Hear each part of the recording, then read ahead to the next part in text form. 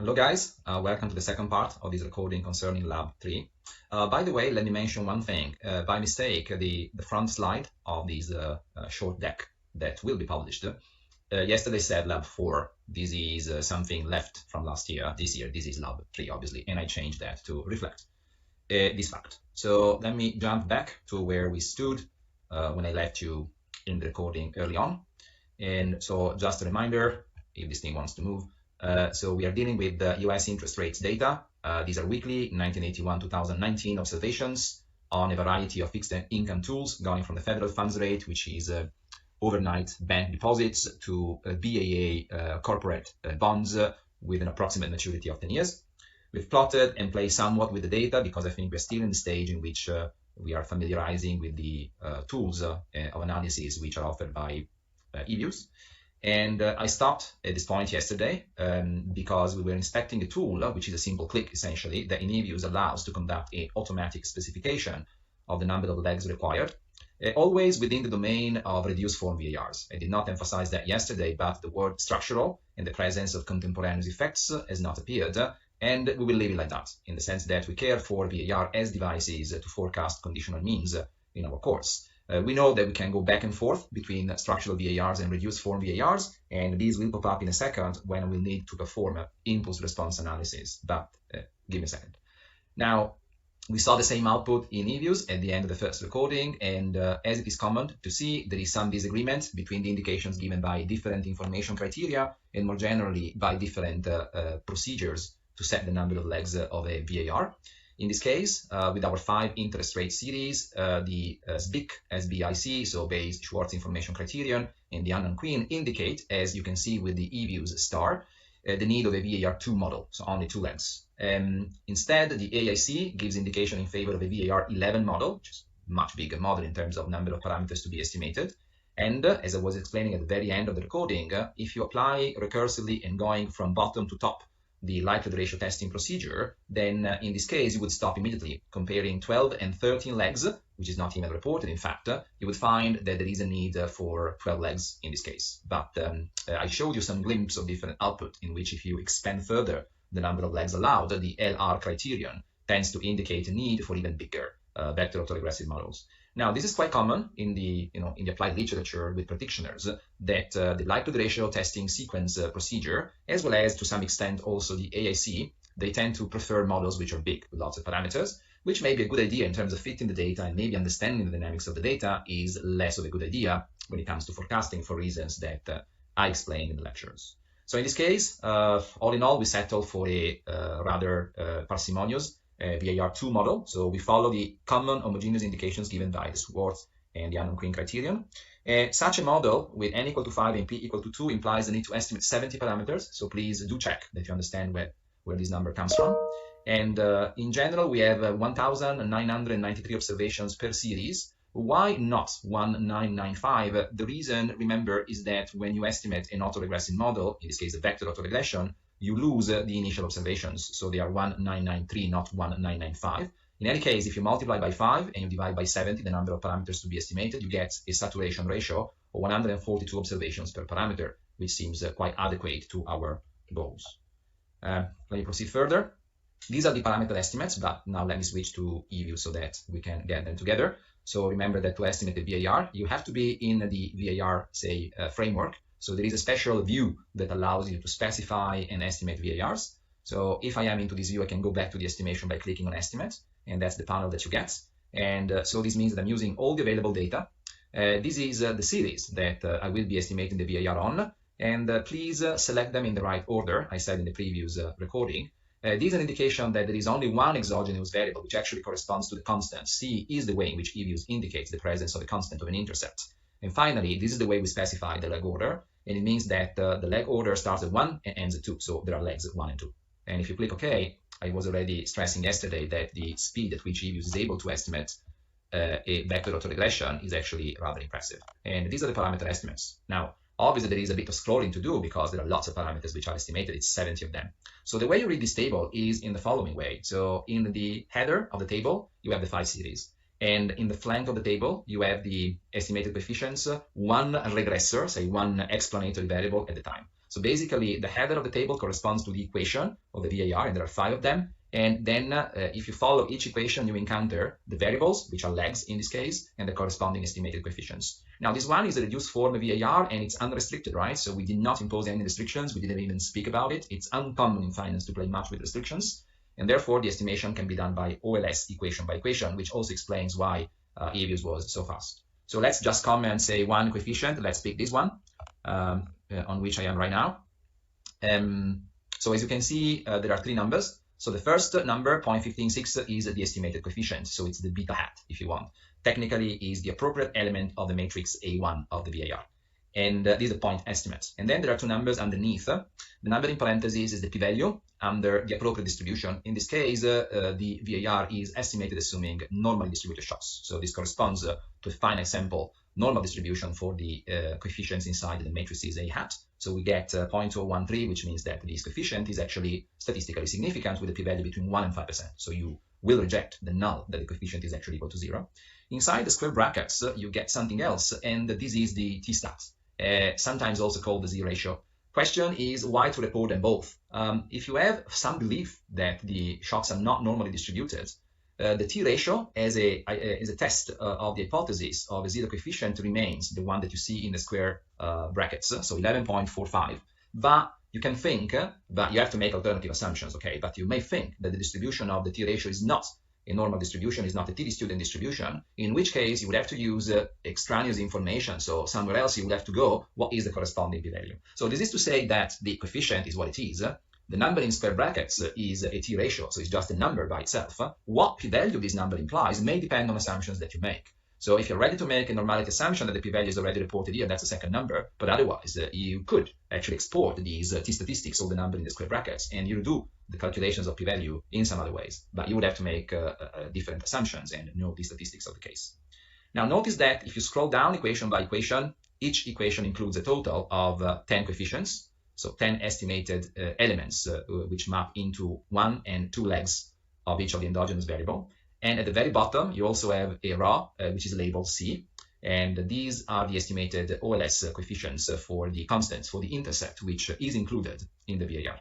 You may actually exclude an intercept. Sometimes it's done. You have to have reasons to, by going back to estimation. Let me show you. And just excluding C from the exogenous variables. And then you click OK again. And you see the estimation has been redone, but the row in which you had C now has disappeared. So let me go back and include C again, though. Okay, and at the bottom of this table, you got plenty of statistics. Some of them are univariate, so they concern each single equation. Some of them, they are multivariate, so they concern the system as a whole, concerning the fit and the statistical performance of the model. So at the univariate level, you reported the R squared and the adjusted R squared that you know from econometrics 1, the sum of square residuals, the standard error of the equation. So this guy is the sigma of the epsilon of the shock. Actually, it was called U in the lectures, the residual in the reduced form of each of the equations. And we'll talk better about variance covariance estimation in a second. Then you have the typical statistics you're used to from econometrics 1, the F-test, the log likelihood, which has been maximized. And you also see 2 information criteria, the Akaike and the Schwartz information criterion. Obviously, EViews is also computing unknown queen because we saw that in the table, but it's not presented here. It's just a little, disconnect. And okay, so these are reported equation by equation. As you can see, this is a VAR. So the past explains the future. Interest rates are highly persistent time series, and as such, the R squared that you get are very high. So they are all 99% basically. And in some cases, like in this case, we actually get close to 100%. Should we be impressed? Well, no. These time series methods, the past explains the future. And although you cannot always explain R squares close to 100%, to find very high R squares, it's common, and it just means that the past behavior of the series, because of the presence of memory of persistence in ARMA sense, is able to provide a very good explanation for the future. The statistics at the bottom are actually system statistics. They concern the full VAR that you are estimating. So the number of coefficients is 55. Watch it. That's the number of coefficients inside the mu A1 and A2 matrices, just the conditional mean coefficients. There are 50 more coefficients that we're going to discover in a second, which fall inside the variance covariance matrix. So the total is indeed 70. Then you see the 2 information criteria for the system, not equation by equation, the log likelihood of the system of the full VAR. That is the quantity, that's the number that you would use to compute the likelihood ratio test. And in fact, if you go to the table, so let me show you this table that we presented before. Let me go back one step. Not back, not forward.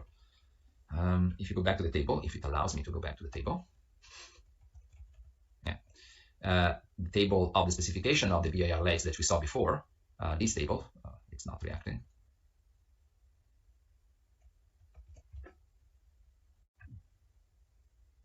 Okay, I made it this table. The value of the log-likely function that you see, so 10157.78, actually does correspond to the value that that it is reported here. So then there are the statistics which are not very so important. Now let me show you one thing. So once you are at this stage, if you go under view, you're offered a number of other useful statistics, and the most necessary and useful one is actually given by the correlation matrix and the covariance matrix. The covariance matrix is the estimate of the variance covariance matrix of the reduced form residuals, which has been called sigma, capital sigma U in the lectures. And this is the object. As you saw, it's just one click. It was just view, residuals, and then covariance matrix. It's symmetric, 5 by 5. On the main diagonal, you got the standard error, basically, of each of the equations in the VAR, and of the main diagonal, you got the covariances. And as I noticed at the beginning, in the case of interest rates, they all move together, and as such, you see that all the covariances are positive. However, it's difficult to read covariances. Usually we prosper reporting and commenting correlations, so not difficult. You just go to view, residuals, and then this is the estimated correlation matrix. And the correlations of the residual,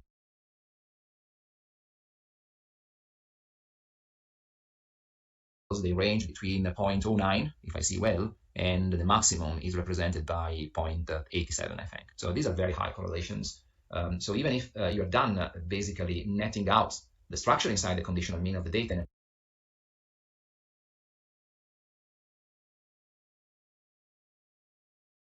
a multivariate sense, what is left, the residuals, which are small because they, as you saw, they have small standard deviations, right? But they come in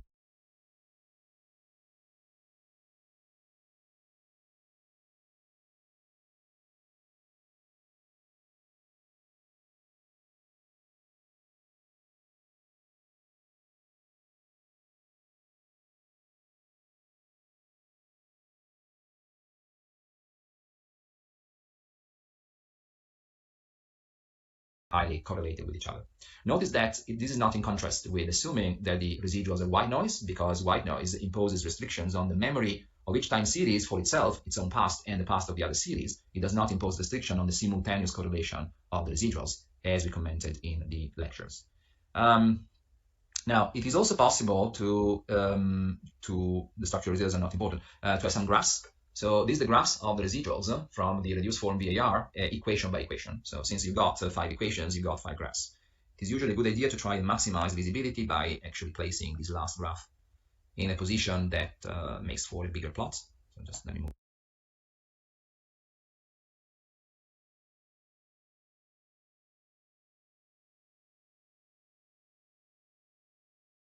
Just a tiny bit more. Okay, and well, these are the residuals. There is not much to be seen. They are not zero, obviously, but for instance, in the case of the federal funds rate, they almost disappear. Now, EViews has one feature that I discovered recently just preparing this lab. If you select a plot and you click on that, you can actually change all the options that you see. But one thing that is useful to do is to do the view selected graph, because it offers a magnified view of the graph, because sometimes it's very hard to look inside. Now, what I wanted to show you, if I can, is these two bands. These are the minus 2 plus 2 standard deviation bands around 0. The residuals by constructions coming from an OLS regression, they have a mean of 0. And so these are the basically 95% confidence bands. And even though the VAR is doing a good job in terms of R-squared, notice that there are many residuals, especially in the first part of the sample, which do fall outside the 95% confidence band. Once you're ready to go back to the overall view, you can just click in the corner and it will do that for you.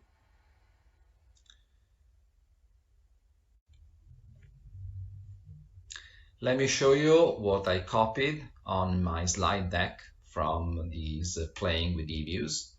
Well, I copied the coefficients, I commented already on them, I copied the bottom portion with the statistics, and actually I went in and did the counting, and 32 out of 55 coefficients in the conditional mean are statistically significant in this case, which is a pretty good percentage.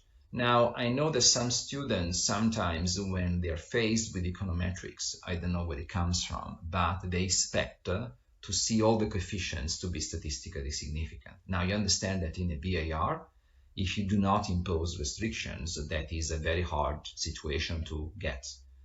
In this case, we are facing a VAR which is easily delivering R-squares of 99.9%, and yet only about 60% of the coefficients are statistically significant.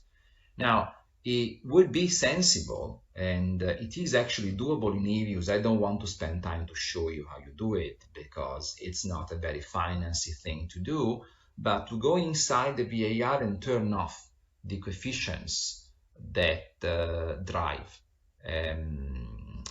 the non-significance of portions of the VAR, and to proceed to the estimation. When you do that, however, as you know from the lectures, the estimation will no longer be done with the OLS equation by equation, but you will have to use maximum likelihood estimation. Actually, EViews, what it does is to do recursive GLS. GLS, in the case of homoscedastic model, can be interpreted as a recursive way to implement maximum likelihood estimation. So basically, they lead theoretically to the same numbers, to the same estimates. Okay. These are the estimated covariance matrix of the VAR reduced form residuals and the estimated correlation matrix. They are the same numbers that I showed you before.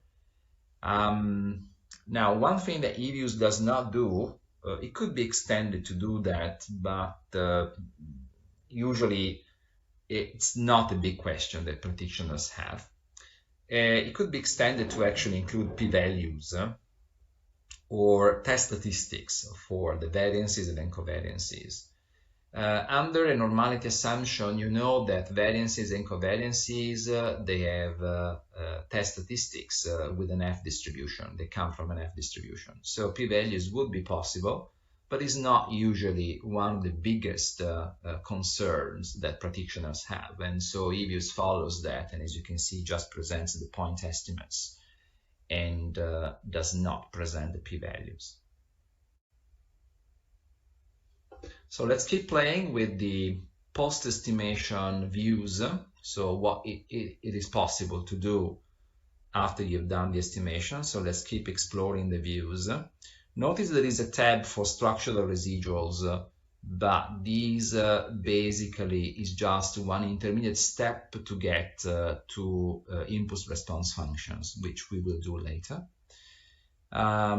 So there are things which are possible to do with the leg structure view. So it is possible to get a table of the autoregressive roots of the model. In this case, it's just a vector autoregression, so you just have autoregressive roots. To be precise, these are the roots of the characteristic system equations which defines the stability and the dynamic behavior of the vector autoregression. And so let's do that. So you are proposed with a table in which you find the roots. Let's count them. So the roots are 4, 6, 8, 10. So the number of roots that you're supposed to find is equal to the product between the number of equations that you have, the number of variables, and the number of legs. So in this case, it's 5 times 2.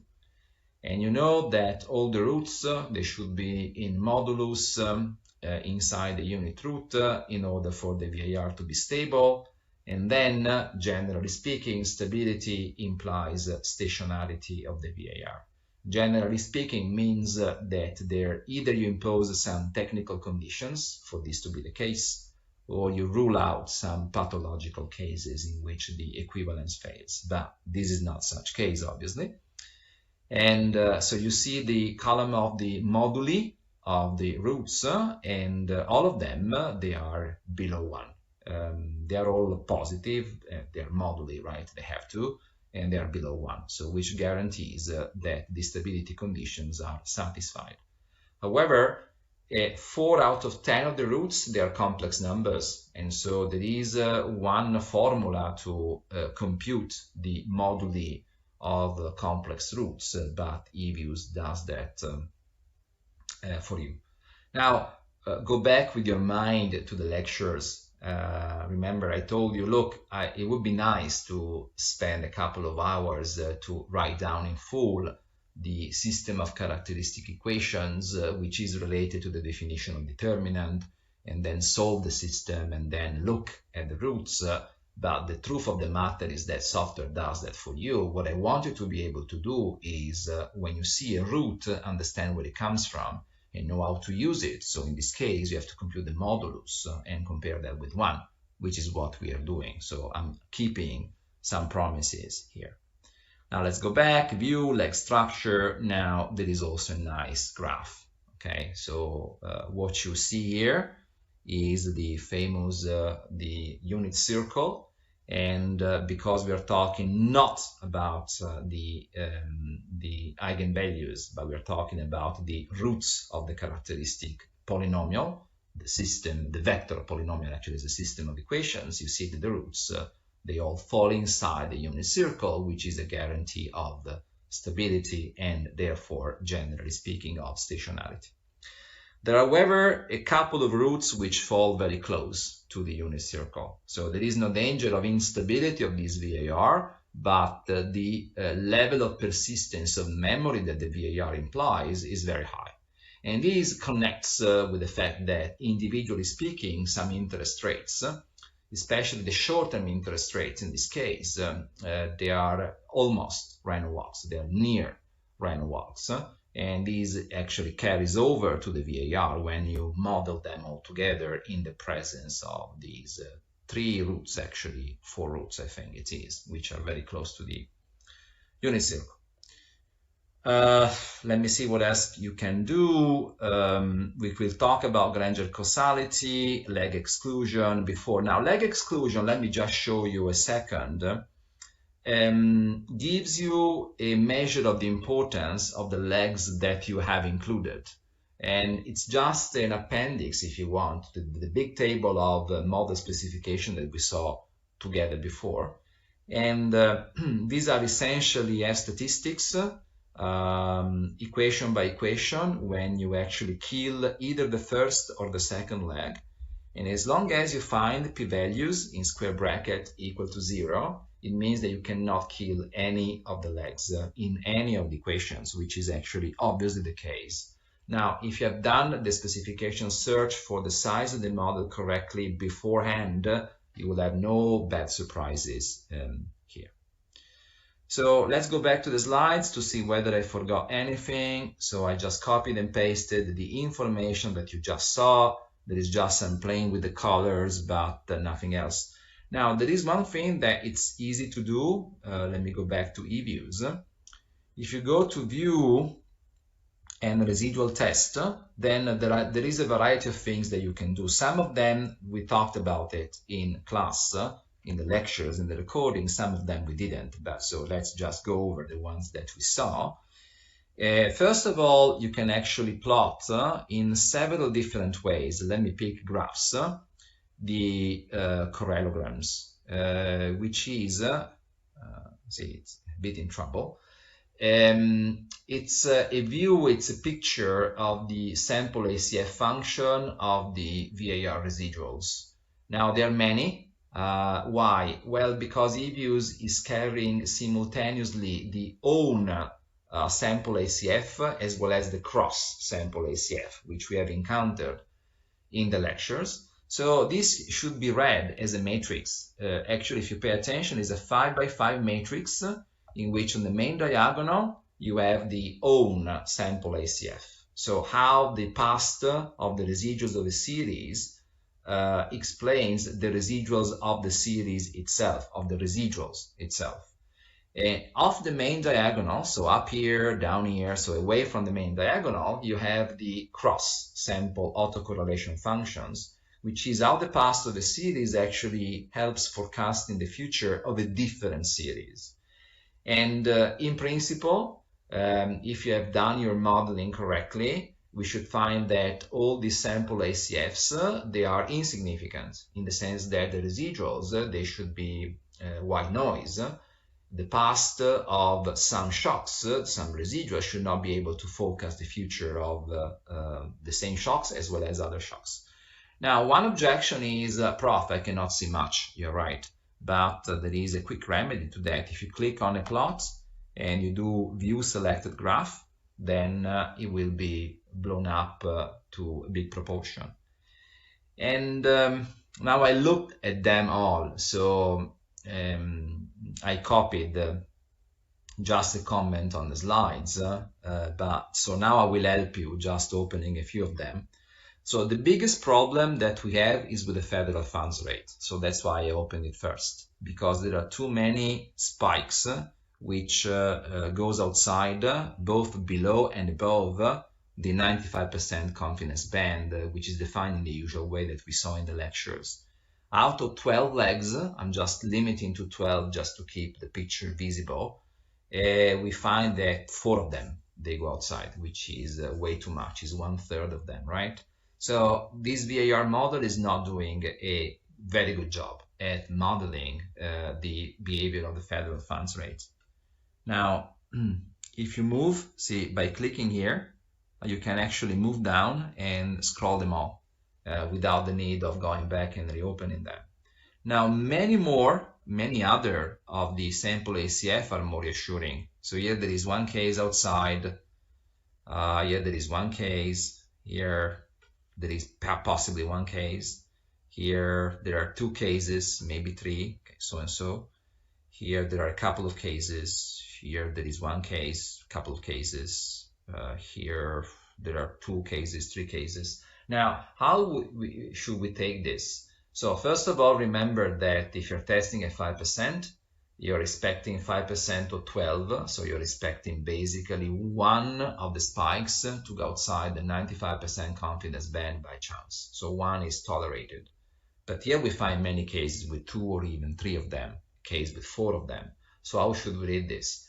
Well, remember how we did the specification search. Let me take you back. So if I do view, and if I do leg structure and leg length criteria and I specify 12, remember that there was one information criterion as well as the likelihood ratio test telling us that many more than 2 legs would be needed.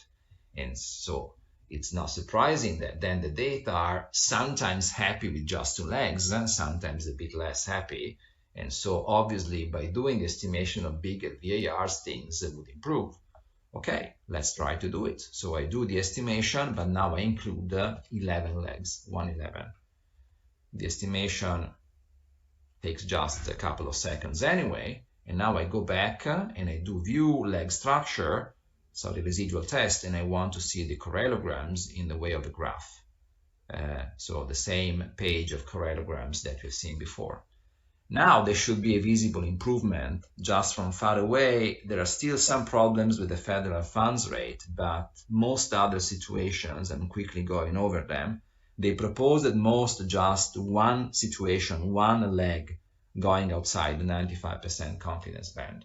And so it's just a matter of including enough legs to kill all the structure, all the memory that was present in the series. But this one still, let me open it, still is resilient, and now there are 3 legs sticking outside, at least 2 of them. So it seems that the federal funds rate is somewhat happy with our VAR, but never completely happy with it.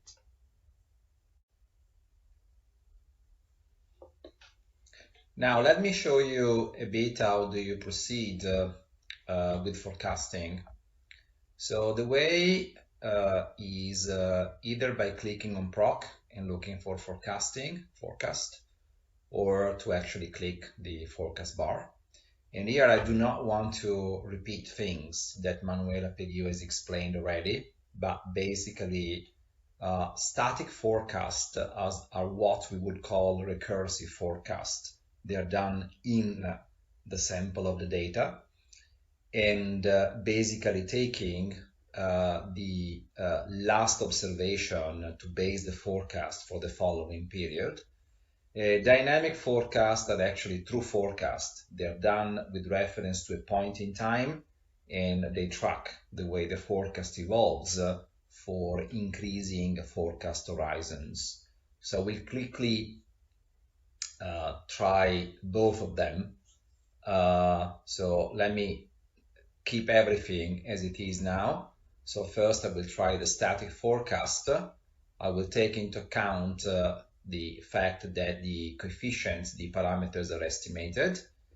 And let me also produce standard errors around the forecast with 1000 simulations just to make it a bit quicker. Okay, and I will forecast recursively 1 week ahead over the entire sample of data that we have. And if you click OK, as you can see, there is the number of simulation trials or repetitions going on at the bottom left of your screen. So it will take about, I would say, 40 seconds to proceed. It's almost done, and here we go. So there is a particular structure that eViews prepares to show the results. These are the statistics which gives you summary for the quality of the forecast that are produced. That's the root mean square forecast error, that's the mean absolute forecast error, that's the mean absolute percentage forecast error, and that a special statistic called the tile statistic that was not covered in the lecture, so you can disregard that. And then you have pictures. In the pictures you got the forecasts which are produced over time, and you got the confidence bands. These are 95% confidence bands. In this case, the parameter estimates were generally quite precise, and so you see that the confidence bands are quite narrow around the point forecasts. There are exceptions, for instance, the federal funds rate has confidence bands which are distinguishable, or they are visible. Let me also admit the 1 year T-bill has this feature, but the bands are in general quite tight. Let me also go back and produce a dynamic forecast. So dynamic means that you're forecasting at one point in time, which is the first point of the sample of the forecast that I will specify here. And then you're forecasting for an horizon which is equal to the horizon which is the last point of the forecast which are specified in this box. So for instance, let's consider the period that goes between the January 1st, 2019 and the end of the sample. So that's the last week of March 2019. And I will keep the rest to be the same. Let me specify also in this case confidence bands, so there are standard errors. And let me include, if possible, also the parameter uncertainty. If I click OK, I don't know, it says that some of the things exist already, and you say yes all the time because you are overwriting files, but it's not a big deal. So there is the forecast evaluation, but just for this period that you are considering of 13 weeks, but the statistics are the same as before. And then the pictures, they look in this way. And in general, you will not get very funky pictures because that's the forecast which is derived at one point in time over an horizon of 13 weeks, so between week 1 and week 13. And the implication is that because this vector autoregression is a stationary model, all the forecasts will simply go towards the long run mean, whatever it is. We did not compute that, but it is approximately the same as the sample mean of the data. So the series which as of January 2019 were below the historical sample mean, they tend to go up towards it, and the series that were above, they tend to go down towards it. And you can also detect the confidence bands, and as you can see, they widen as the forecast horizon grows, but that's to be expected in the sense that for long forecast horizon there is more uncertainty, and is also reflected by the statistics of the problem. So as you can see, some of the forecast functions are actually flat, and some others, they are upward sloping, meaning that in early January 2019, the interest rates, they tended to be either at approximately the long-run mean level or just below it, like in the case of the federal funds rate, it was forecasted to go up. Now, this is a very rudimental use of forecasting, I realize that, and you can do more by playing with, let me show you, by playing with the forecast sample period. It is actually possible, I will not do it, but I just want to mention it, to do genuine auto-sample forecast. So you position yourself at the end of your data set and your forecast for the future. This can be done by changing, so let me show you, by changing the range of your data. The range is different from the sample size. The sample size is the collection of dates for which you have observations.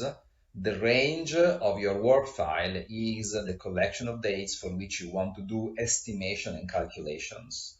Now, when you're forecasting auto-sample, you need your range to exceed the sample size. So I would have to expand the end date here. I will not do it. I would have to expand the end date here to be able to generally forecast after the last week of March 2019. But just to mention the possibility here. Okay, let me go back to estimation. It's very quick, right? So every time I go back to base. And now we talk about impulse response functions. So let me quickly review the concept. First of all, there is not one impulse response function, there is a collection of them. So there is one per variable. So it's a vector of impulse response functions. And the impulse response function measures the reaction of each of the endogenous variables of the vector autoregression to a shock that you give to one specific variable in the system itself. Now, if you want to shock all the variables, then the impulse response function is actually a matrix in which you have many variables which are reacting, and you have many alternative shocks which you can give. I say this because in a moment you will see a matrix of plots appearing, and this will be the set of impulse response functions. One legitimate question is what shock? So how much do you shock each of the variables, and what does it mean to shock the variable? Now, the shock means to give a perturbation to the residual of each of the possible equations. So we are shocking residuals, really. The amount of the shock can be specified by the user in eViews and in general. That's something that is done. But if you do not say anything, what is typical is to give a one standard deviation positive shock, positive. So in this case, we will be simulating an increase in interest rates. We can do differently, but it will force us to actually write little programs to be able to do that.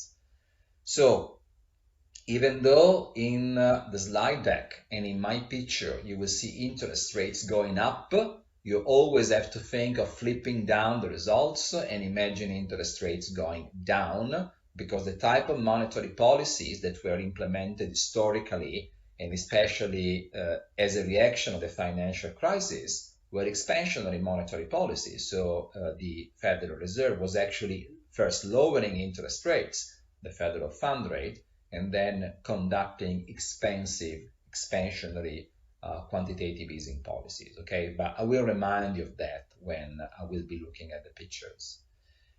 The other thing that I want to remind you of, that is treated in the recordings in the lectures, is what type of residuals, what type of shock will you be giving.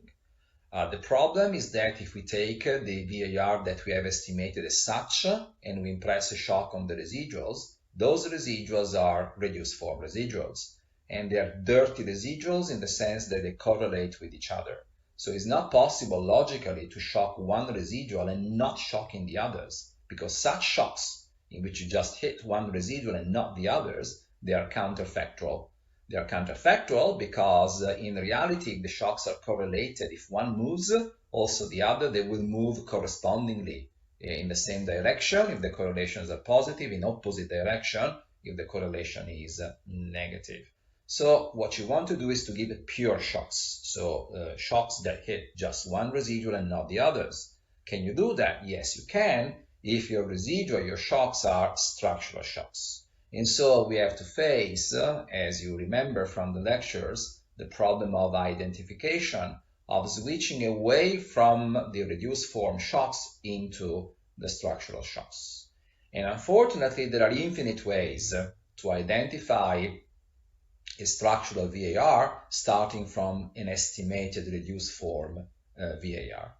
And among the infinity of possible ways in which you can do that to reach exact identification, we choose atypical ways, not the only way, you have to remember that, which is called the triangular or Cholesky identification scheme, which, last item which I want to review with you, always corresponds to imposing a triangular structure to the B matrix of the contemporaneous effects, and as such always corresponds to setting and ordering among the variables. Okay, enough. Now, how do you do that in eViews? Very simple. You open a view. The view is called the impulse response. That's the dialog box. And there is one, say, place in which you can define your identification strategy. And there are several identification strategies. You can give reduced form shocks of 1 unit or 1 standard deviation, but those are counterfactual. Usually what people do is to impose identification, so you can use Cholesky. You can actually use other kinds of identification, but you have to program in eViews to be able to carry the information. So in our case, we'll just use Cholesky. Let's go back. So this commands the type of display that you will obtain. So these are the variables that you care for. So the impulses that you want to measure. So let's keep them all. And these are the impulses you want to give. So the type of shocks that you want to give. Now I could keep them all, and I will initially, but then I will actually give impulses which are sensible in the light of our application. These are the responses that you want to measure. These are the number of periods for which you want to do the measurement. Let's say that I want to track the shocks for 52 weeks, 1 year.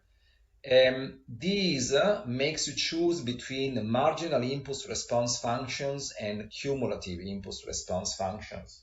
The cumulants are the integrals of the marginals, as you will understand. And typically what people report and discuss about are the marginal ones. So I will do the same and then come back and play with that. It's typical to produce multiple graphs, not a combined one. And finally, I do want to have standard errors, but in the interest of speed, let's use Gaussian formulas. So when you pick analytics in this place, the formula is the right one if the shocks are truly Gaussian. We saw before plots that made us think that these shocks, these residuals, are not really Gaussian, but just in the interest of quickness. And now you click OK, and it takes about a second to actually produce them.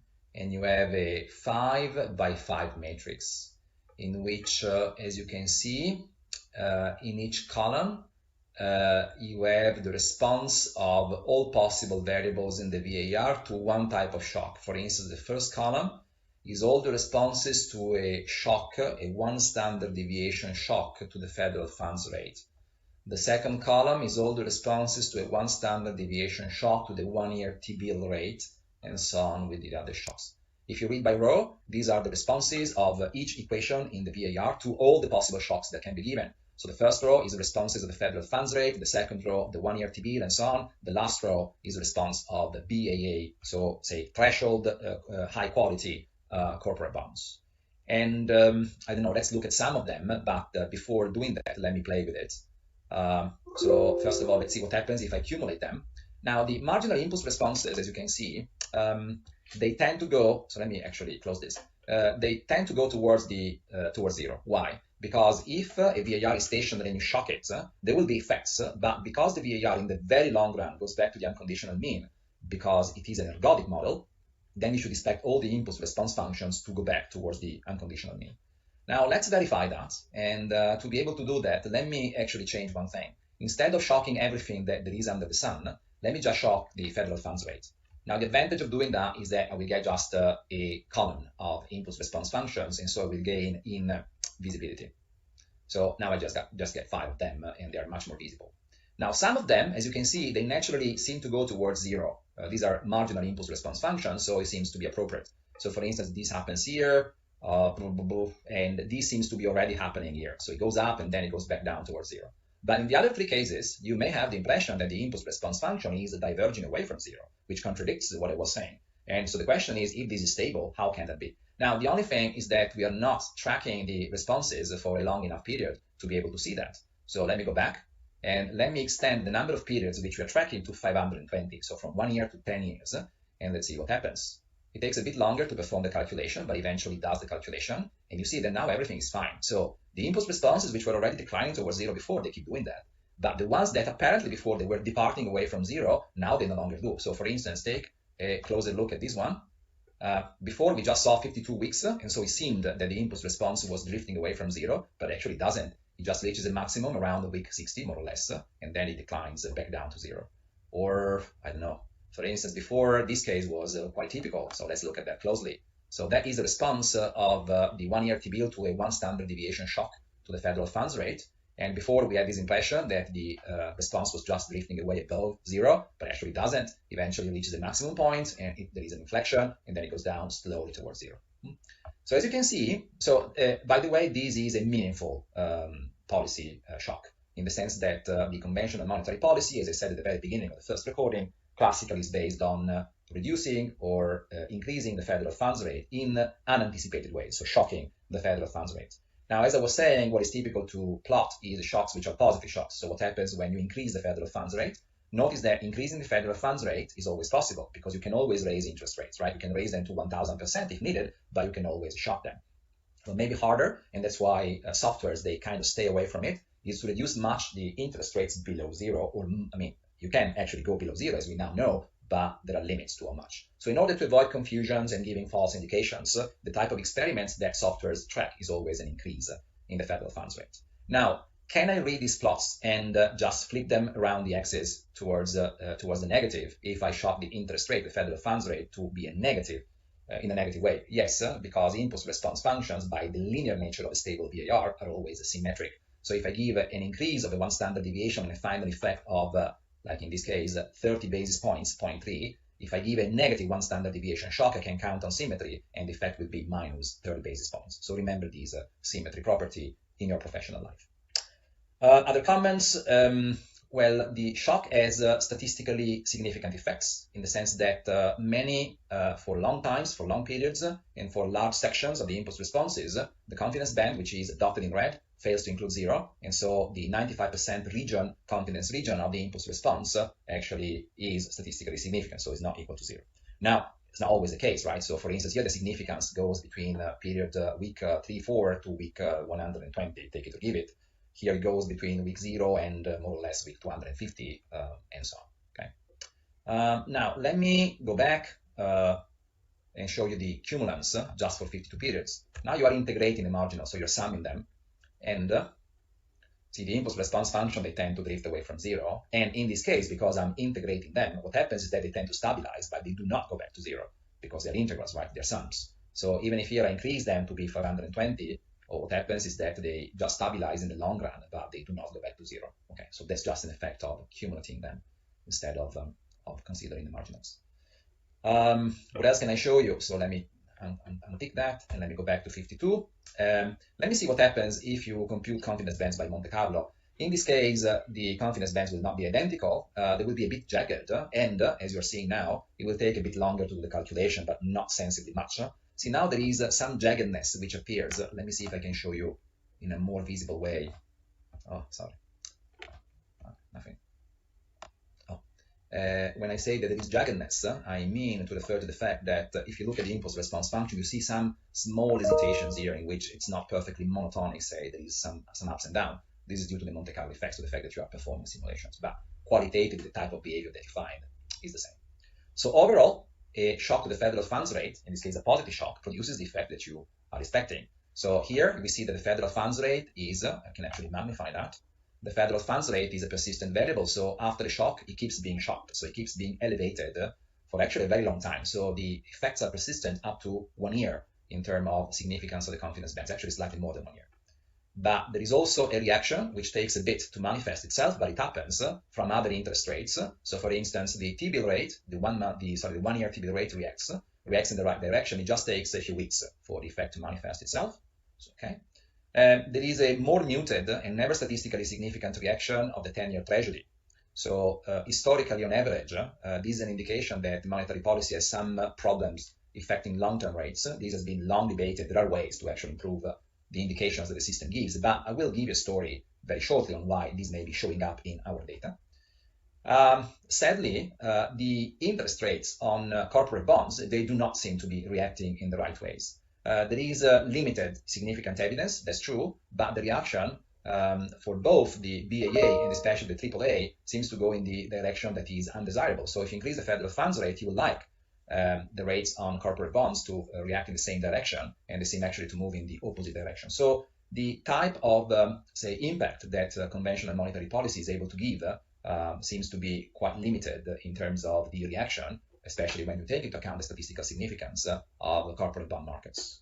So let me go back to the slides and see whether we are in a good shape with respect to that. Okay, so I showed you this. Now let's go back and play with the identification. That seems to be the appropriate time to do that. So in order to be able to do so, okay, let me go back. Sorry, let me go back to the impulse response fund definition. By the way, it's also possible to just click up here. Okay, now here I was showing the reaction of the federal funds rate to a variety of shocks. What I want to do is to actually have the reaction of all the variables. So let me copy them inside to an impulse that just goes to the federal funds rate. So that is what a conventional monetary policy is. And the rest is fine. Let's go back to analytical. And so let's talk a bit about the monetary policies. So these are the reactions. Let me actually pull them all together so that we have an overview with some visibility. And more or less, this does it. Okay. So the impulse for the federal funds rate to the federal funds rate was already shown before, and the other 4 plots are new. So these are the reactions of other interest rates to shock to the federal funds rate. They all move in the right direction. So the federal funds rate is actually triggering all the other interest rates to move up. By symmetry, if you were to reduce the federal funds rate, all the other rates would be moved down. And now some of the movements, some of the reactions, they happen quite instantaneously and they're very strong. So the reaction of the 1 year Treasury bill rate is immediate and very strong, as you can see, and it is always statistically significant. Also, the reaction of the 10-year rate is apparent. There is a jump up, and then the reaction keeps happening and stabilized after about 4 to 5 months. But also corporate bonds are reacting. We have to say that AAA corporate bonds, they seem to be reacting more than BAA corporate bonds. Sometimes monetary policy is targeting more the junk segment of the market than the high quality segment, but fine. And so generally speaking, the conventional monetary policies in this respect, they seem to be effective. They are not as effective as hoped, possibly in the corporate bond market, if you consider the lower bound and the confidence band. So the lowest level of the dotted red region, because in the face of a 1 standard deviation that shock that you give to the federal funds rate, let me show you, a 1 standard deviation is equal to 5.6 basis points, 5.5 basis points. You have reactions of corporate bonds which are fairly limited. So after 1 year, you have a reaction of about 4 basis points from the AAA corporate bonds and of about 3.5 basis points from BAA corporate bonds. So there is a reaction which is a bit muted. The reaction is stronger on average, but also muted if you look at the confidence bands in the case of treasuries. So historically, over the full sample, conventional monetary policy produces effects which are statistically significant. They go in the right direction, but if you take into account the uncertainty on the nature of the reactions, the size of the reactions seems to be in some ways muted. Now let's play a bit with it. So how did we get to these impulse response functions? By adopting an identification, which you see here, the Cholesky ordering, which is classical, so it's not a strange one, but that is one of the many possible ordering that you can adopt. So just for the fun of it, let's take FF rate and let's move it to be the last variable, so the least autonomous variable in the lot, and what happens to the impulses. So if I just click OK and I redo the calculations, and I just dispose them in a more visible way. Sorry, that's a bit resilient to be moved. Well, the type of effects, qualitatively speaking, remains the same that I reported before, but the numbers are now different. You see that all the effects are more muted, both on average and when you consider the confidence bands. The confidence bands actually got a bit wider. But conventional monetary policy, from this point of view, seems to be not strictly dependent on the ordering, but it somehow depends on it as well in terms of the numbers. Now, let me fix things to be back to what they were, and let me switch to talk about variance decompositions. So let me do the impulse response again, but it just takes a second. What do we know about variance decompositions? They're just reflection of the impulse responses. They depend on the Cholesky ordering as much as the impulse responses do, and they just offer a view of ability to disentangle the different sources of variance in each of the series, in each of the equations, depending on the shocks the endogenous variable corresponding to the equation is exposed to. And how do you do that? In this case, notice that there is no way to just click on top. So you have to go inside. There is a view called variance decomposition. Then you have this dialog box, which is, by the way, identical or almost identical to before. It asks you whether you are applying a Cholesky decomposition. In this case, it just gives you this option because we have no structural model that we have specified. It offers the possibility to produce either graphs or tables, but let's stick to tables because that's what we saw in class. It offers the possibility to produce standard errors. We did not see that in the lectures, but it's very quick and easy to do so in eViews. And then he asks you, what do you want the decomposition of? And let's say they want the decomposition of everything. And then if we click OK, there is some simulations going on, but it's very fast. And you see that for all the periods between 1 and 52, and for all the variables, so for instance, the very first one, it was about the federal funds rate, and then you have the one for the 1-year T-bill rate, and then below you have the one for the 10-year treasury rate, and so on, you have the decomposition. So the idea is that the numbers by row, they sum to 100. So let's see if that's true. 52 plus 44 is equal to 96 and something, almost 97. 97 plus 3 and something is equal to 100. See, it works. And so the idea is that by variable and by period, you want to detect what are the shocks which explain most of the variance of the period and the variable that you care for. For instance, traders care a lot for understanding where the variance of treasury rates come from. And from this picture, it's clear that the variance of treasury rates, of long-term treasury notes, comes from two sources. From the treasury notes themselves, so it's like a local shock that actually hits the treasury notes, and also shocks to the 1-year treasury bill, so the shorter end of the term structure of interest rates matter. And things start out with the 1-year T-bill slightly more important than shocks to the 10-year treasuries, but then the roles, as you can see, they flip around. So in the long run, the most important role is played by shocks to the 10-year treasury rates themselves, followed by 1-year treasuries. And then there is also some impact, some explanation of the variance, which is provided by the policy rate, the federal funds rate, which is 17%. Now, the corporate bond markets, they never explain much of what happens inside the treasury market. So that is also notable. The private sector bond market is actually not affecting, not exporting shocks into the 10-year treasury markets. Interestingly, this is also the case for the private sector market. So it seems that the shocks happening, especially in the AAA corporate bond sector, they come from the treasury markets. They do not come inside the private sector market. So it's policy causing movements in corporate bond rates. It's not the corporate bond rates themselves autonomously moving and being subject to shocks. Okay, let's see the slides. If I dealt with everything that is covered by them, I think so. So in the, maybe you saw it, but in the previous slide, I was actually showing some impulse responses, which are actually the same as the ones that we saw together. Then I have variance decompositions. I think I produced them. Basically, I got all the decompositions between week 1 and week 52, so that's the horizon. But then I intervened on the tables to erase everything but week 1, 3, 12, 36, and 52. So you can easily actually prepare similar tables just by editing the outputs that eViews gives you. Now you will ask, how do I do that? Okay, well, that's useful to know. If you got this output and you want to treat that as a table for your thesis, you freeze it, see? And now this one has become a table, and then you can do things on that. So for instance, if I do not want to show you the rows corresponding to week 1 and 2, I can, because I can highlight them and then do delete cells, and I will say yes. And see, now I hid the result for week 2. I don't know what happened, just took initiatives.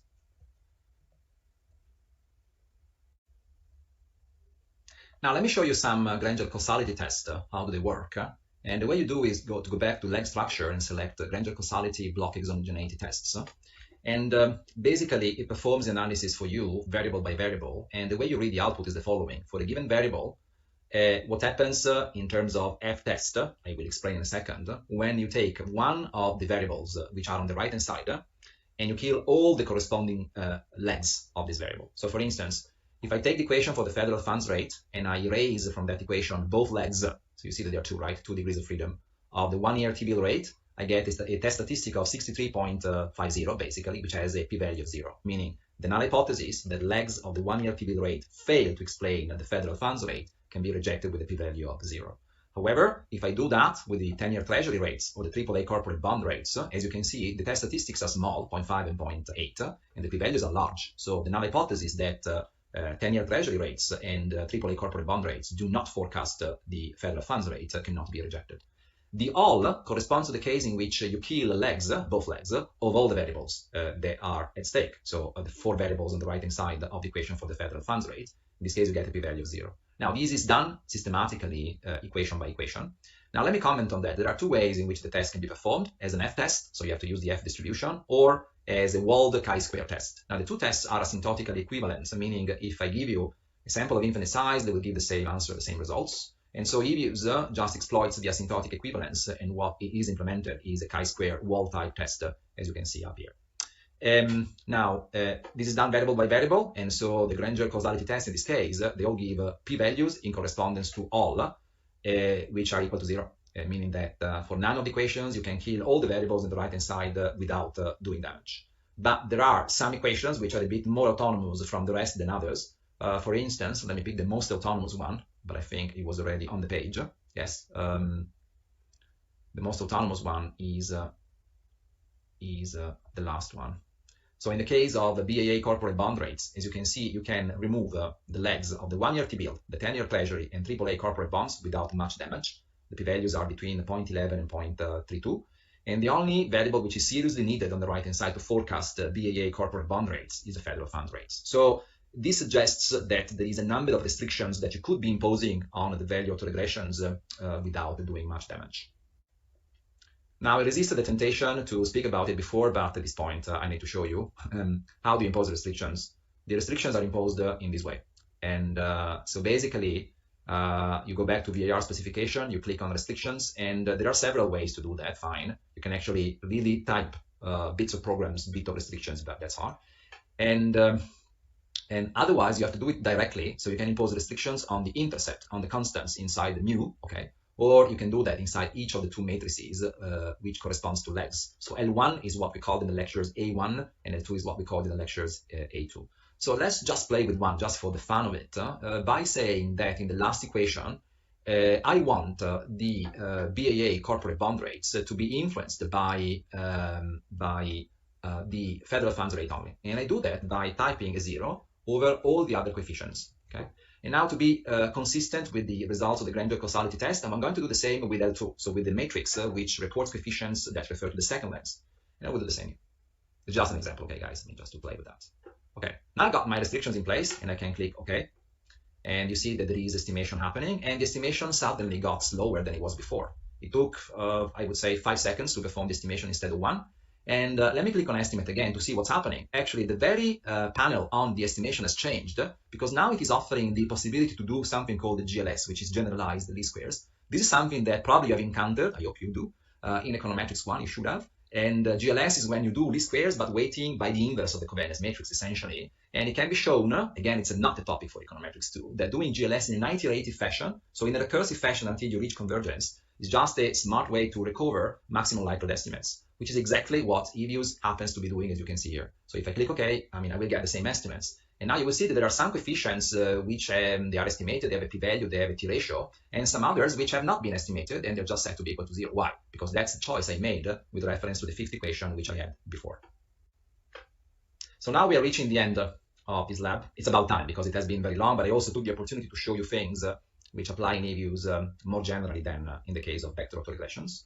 I have 2 goals in mind. First, I will modify the sample period to show you that the conventional monetary policy based on shocking the federal funds rate, they fail to work, meaning they fail to produce the expected benefits, the expected reduction in interest rates during the financial crisis, which I will define to encompass the weekly observations between the 1st of January of 2008 and the last week of December 2009.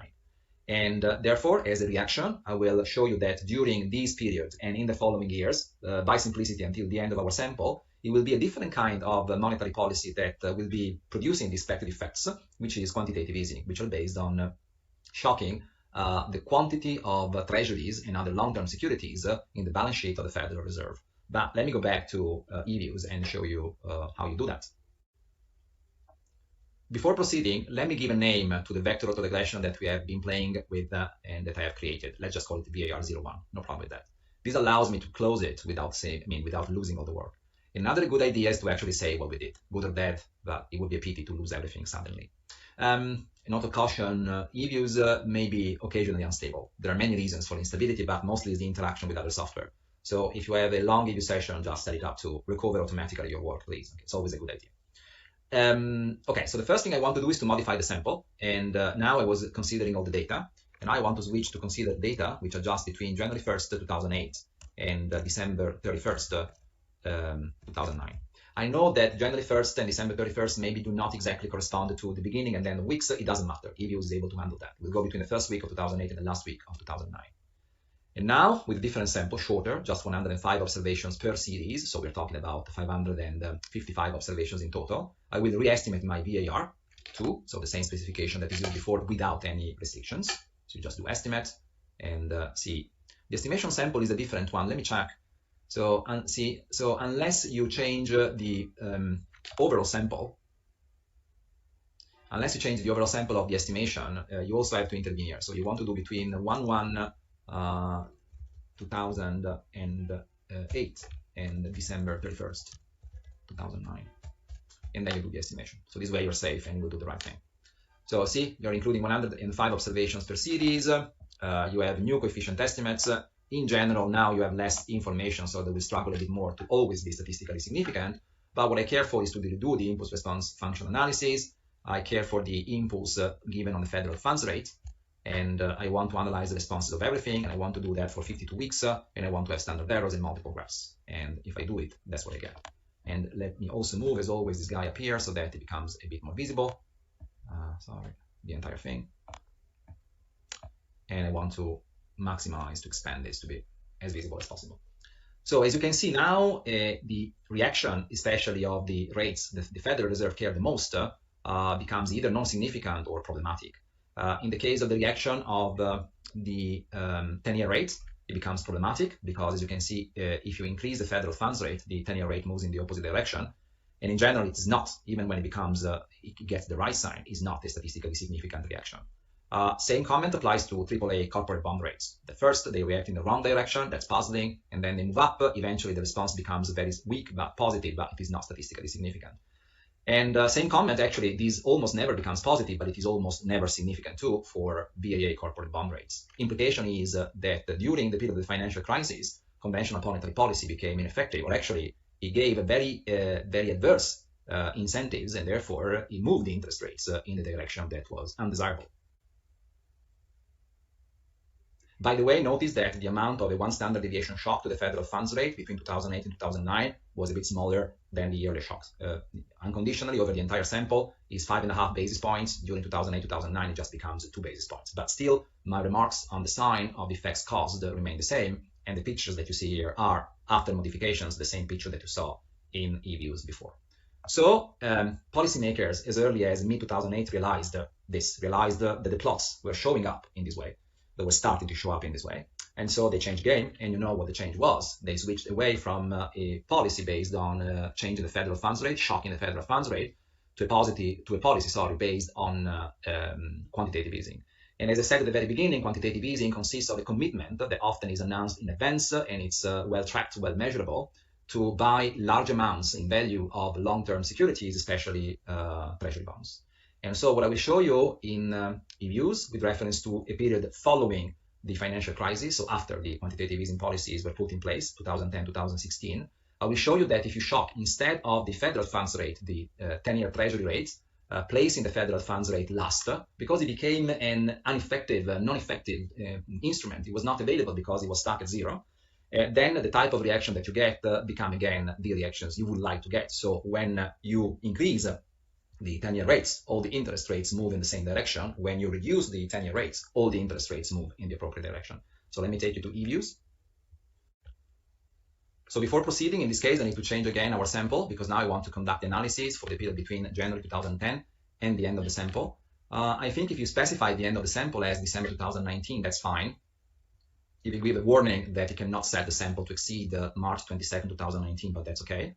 And then I will re-estimate my VAR just on the subsample. And here the same warning as before, meaning you have to be careful with starting the data in 2010 and going up to the 22nd of March of 2019. This way you're safe. And you do your estimation. Okay, these are the new estimates that you got on 482 observations per series. But what I really want to do, what I care for, is the impulse response functions. So now, okay, so I want to analyze the impulse that I give on the 10-year treasury rates. So the only impulse I care for is the treasury 10-year. And I want to record the responses of everything. That's okay. I want to do that over 52 periods. But in the impulse definition, I need a Cholesky decomposition that is consistent with my quest.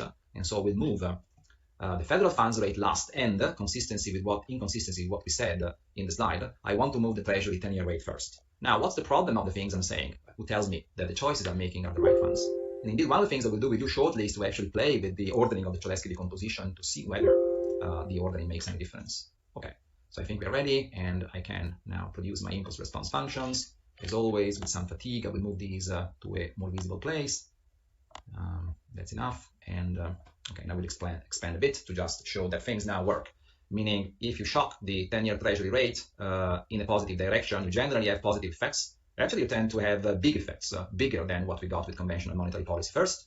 These effects are persistent in the 10-year treasury here, but they are very visible and actually quite large, especially in the short run, also for AAA corporate bonds and BAA corporate bonds, as these two plots show. There are some mixed effects on the federal funds rate, but that's not surprising because over most of 2010-2016, the federal funds rate was stuck at zero, and so it could not move much in any direction when quantitative easing was implemented. Now, what's the caveat? What is the problem with these claims? Well, we are assuming that quantitative easing was able to actually move 10-year rates on treasuries in the right directions. But on this, be reassured that there is a lot of literature, both done at the level of quant desks of investment houses, investment banks, and by academics, showing that the reaction of 10-year treasury rates to quantitative easing was always strong, persistent, and went in the direction that was desired. Now, one of the problems we may have is that we have chosen to perform experiments by choosing a very specific ordering that plays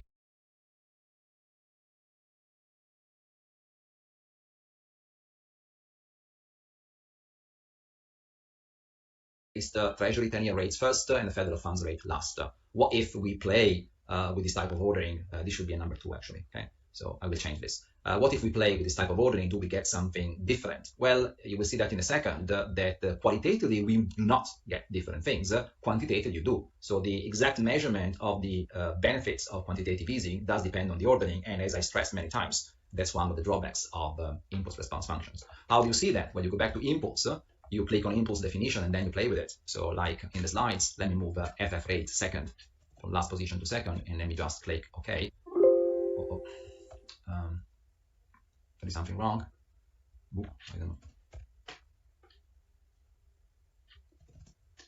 I think it's okay now. All right. And now all I want you to see, but you need to go back with the video and compare them, is that we qualitatively got similar things. But let me move this up. Qualitatively, there is no dramatic change, but quantitatively, the type of effects that we are measuring in this impulse response function exercise has changed now. And so it seems that the ordering does carry some importance in the experiment, in the results of experiments. Okay. All right. Now, why are we facing a situation in which the ordering is so important in the case of the quantitative easing policy experiments? Well, that's not surprising, because if you go back a few slides, if you go back in e-views, I copied that in the slide just for quick treatment.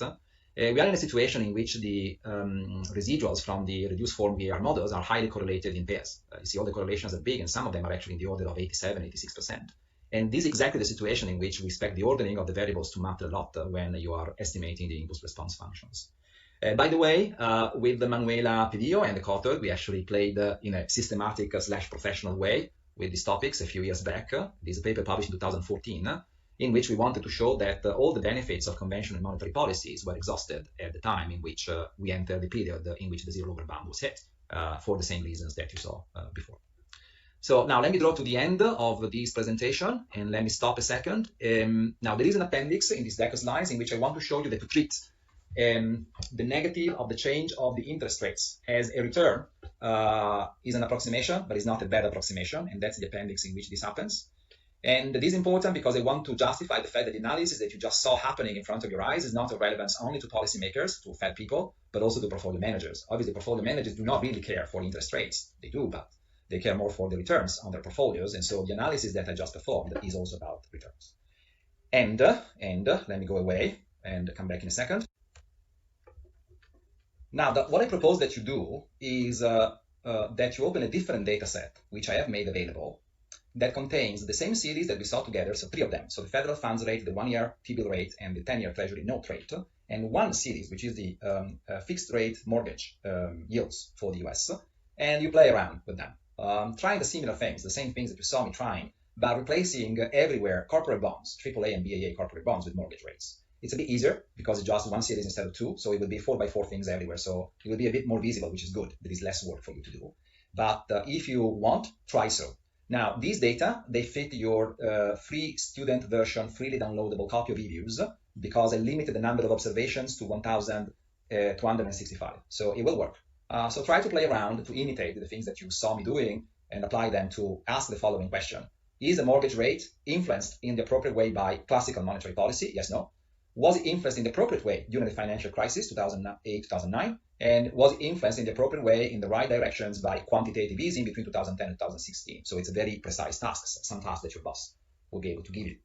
You do these in a super optional way. So already everything that you witnessed was optional. You just carry these 2 points at most in the exam. If you want to also answer that question, if you have time, that's fine. But this is really over and beyond. Okay, you do it just if you're passionate about playing around with EVUs and VAR models for interest rates and impulse response functions.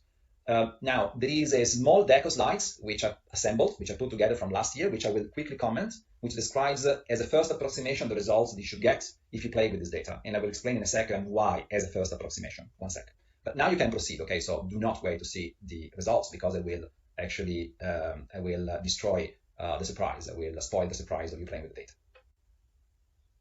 So the reason why I said as a first approximation is that the slide deck that you're about to see and that I will post as well is based on this series, but for a slightly longer sample, Let me show you that slide deck, and my playing with EVUs is based on this data. Let me fish them for you. These are mortgage data raw here, and it's the same data series as you can see, but they start in 1981. Obviously, having the professional version of EVUs, there is no reason to chop the pre-95 data, and so I went back to 1981. Now, the numbers that you will get will be all different, of course, but I doubt that any of the qualitative implications that you will get will be sensibly different. But if so, take notice of that. But again, you do not have to turn in anything. You do not have to show me anything. This is just for your instruction, for your education, for pedagogical purposes. Let me show you very quickly the slides. So it's called debriefing because once upon a time this was happening in the lab, physical lab. But okay, so same structure as before. Let me actually magnify everything.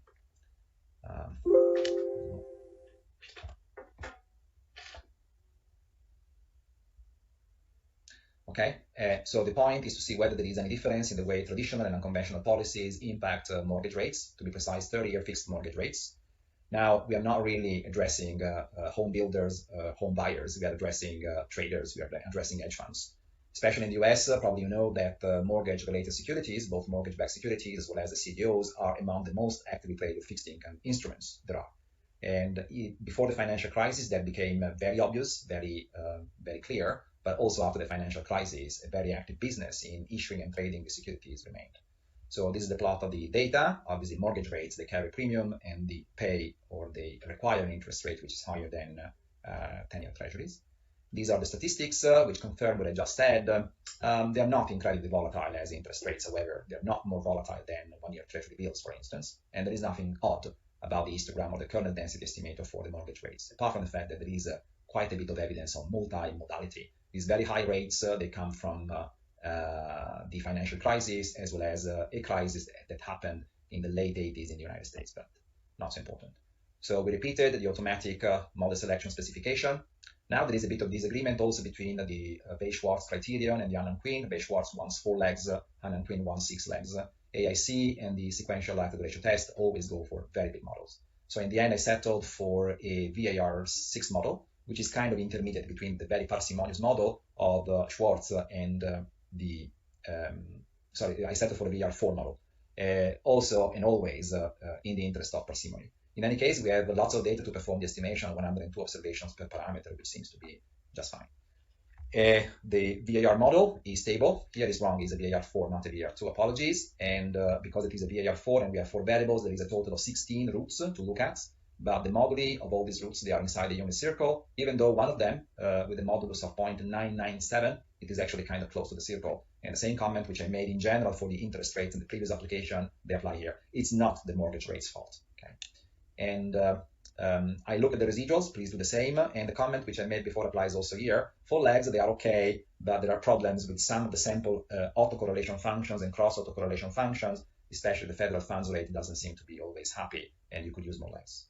And this is the reaction of mortgage rates to conventional monetary policy based on the federal funds rate. It works. If you increase the federal funds rate, you move the mortgage rates in the right direction. So if you decrease them, you actually lower the mortgage rates. There are some issues with the size of the movements because one standard deviation shock to the federal funds rate is 5.5 basis points.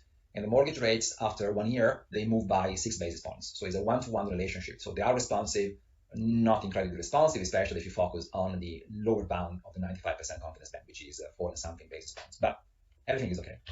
However, during the great financial crisis, conventional monetary policy stopped working, as you can see from the picture, because mortgage rates, they stopped reacting to the federal fund, and they even reacted in the wrong direction. But mostly what you see here is that the confidence bands, they blows up towards infinity after 25 weeks. So the effect of the federal funds rate becomes extremely imprecise, and you cannot say anything. So the best conclusion is that the federal funds rate lost grip on mortgage rates during 2008, which is sensible in the light of the historical accounts that we get.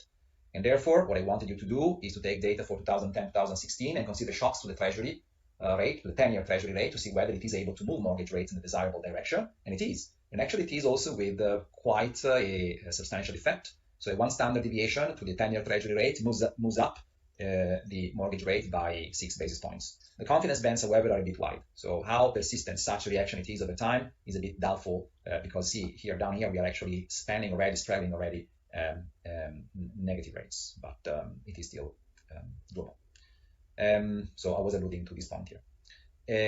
Okay, and that's the end of it. So play with the data and see whether you can get something similar. And at this point, I will leave you, and it was nice to be back with you. Sorry for going a bit long, but it was my first lab with you, so I wanted to show you things which go over and beyond the VAR analysis. And I will be back with another lab on advanced GARCH models, and I will try to keep it below 2 hours. Now I went above, I know that very well.